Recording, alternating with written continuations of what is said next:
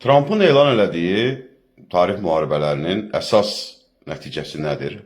Bütün dünya əhalisi üçün qiymət artımı. Bəli.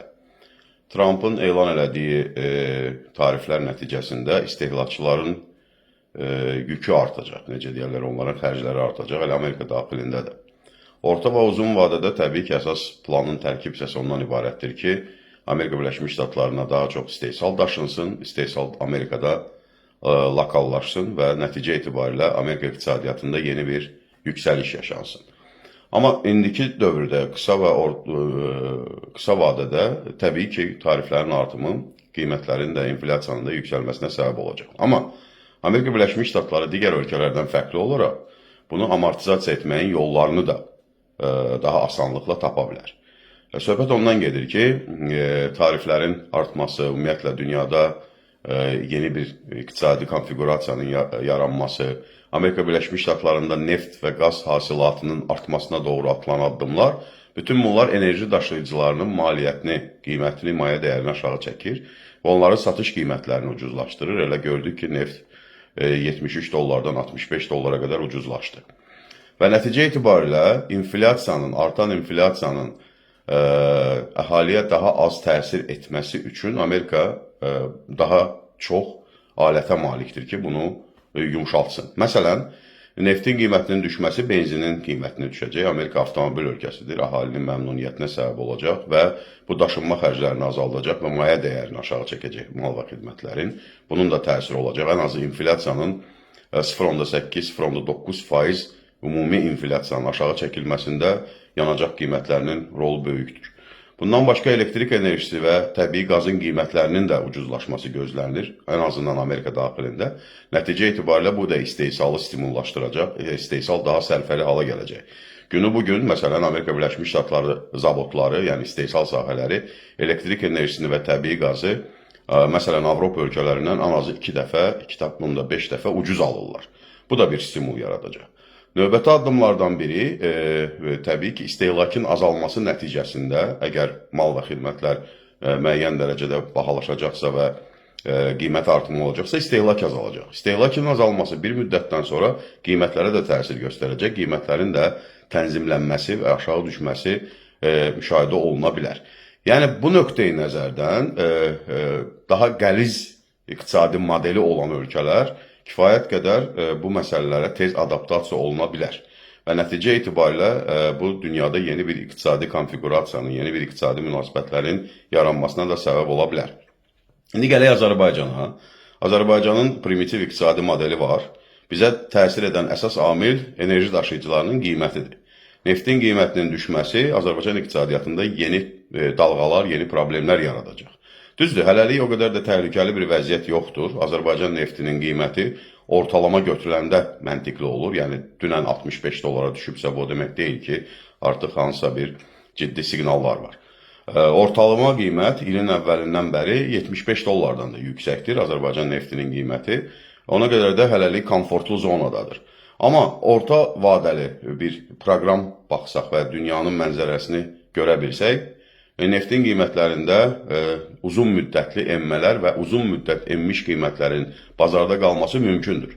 Hətta OPEC Plus anlaşmasına daxil olan ölkələr belə hasilatı artırmaqla bağlı qərar verdilər. Bu tarif qərarı ilə üst-üstə düşdü deyə neft qiymətləri bu qədər aşağı düşdü. OPEC Plus ölkələri gündəlik hasilatı ümumilikdə 450 min barilə yaxın artırmağı planlaşdırırlar may ayında. Bu o deməkdir ki, Azərbaycan iqtisadiyyatında əgər məsələn yarım illik qiymətlər hələ də 70 dollar civarında olacaqsa, indiki qiymətləri baxsaq və ilin əvvəlindəki qiymətlərin yüksək olduğunu düşünsək, ilin ikinci yarısında artıq büdcə parametrlərində qoyduğumuz 70 dollarlıq qiymətin altına düşə bilər və uzun müddət belə qalsa, məsələn 1 il, 2 il, 3 il belə qalsa, hətta 60 dollardan da aşağı 50 dollar civarında neftin qiymətinin sabitləşməsi çox böyük ehtimaldır. O zaman Azərbaycan iqtisadiyyatında problemlər yaşanacaq. Yəni, Azərbaycan hökuməti bunu anlamalıdır. Yəni, oturub fəlakətin və yaxud da problemlərin gəlməsini gözləmədən hərəkətə keçməlidir ki, Azərbaycanda normal bir iqtisadi mühit yaransın. İnsan doğrudan da çox belə pisinə gəlir ki, Orta Asiya respublikalarına belə, Gürcüstana belə, Xarici investorlar Azərbaycandan daha çox gəlir. Xarici investorlar maraq göstərirlər. Halbuki Azərbaycanın kifayət qədər böyük potensialı var, logistik potensialı var, coğrafi potensialı var, əhali üstünlüyü var.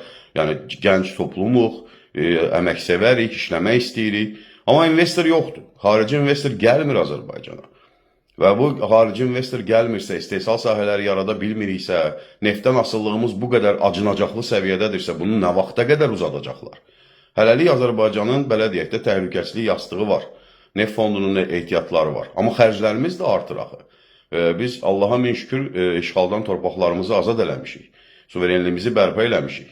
Həmin Qarabağın bərpasına indiyənə qədər artıq 24 milyard manat xərclənib.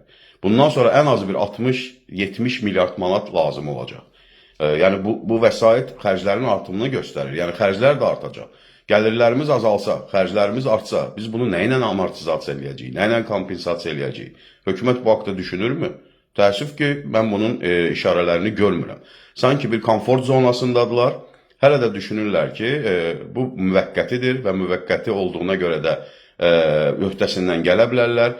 Hətta 2008-2009-cu il böhranları, 14-15-ci il böhranları yenə dərs olmadı. O vaxtda bir kampaniya xatirinə müəyyən addımlar atıldı, sonra hər şey yaddan çıxdı. Azərbaycan iqtisadiyyatının ən zəif nöqtəsi ədalətsiz, rəqabətsiz mühitdir. Ən zəif nöqtəsi azad məhkəmələrin olmamasıdır. Ən zəif nöqtəsi dövlətin iqtisadiyyata bu qədər hakim olması, bu qədər müdaxil olmasıdır. Bütün bunlar aradan qalxmasa təbii ki, Azərbaycan iqtisadiyyatında da ciddi problemlərin yaxın illərdə, ən azından yaxın bir ildə, 2 ildə bariz şəkildə önə çıxdığının şahidi olacaq.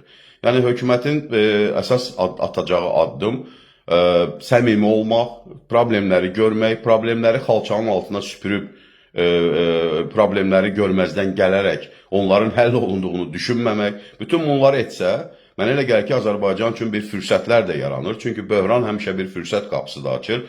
Məsələn, elə Amerikanın özünü götürsək, Amerikanın Azərbaycana tətbiq etdiyi tariflər ən aşağı tariflərdir, 10%dir. Deməli, biz istehsalı artırsaq, Amerika bazarına daha çox məhsul çıxarda bilsək, bir üstünlük qazanacağıq. Yəni, bax, bu üstünlüklərimiz var, amma hökumət bu üstünlüklərdən istifadə etmək üçün qəliz, mürəkkəb, ağıllı bir sistem qurmalıdır. Belə primitiv iqtisadi modellə Azərbaycanı inkişaf etdirmək, irəliyə aparmaq təəssüf ki, mümkün deyil.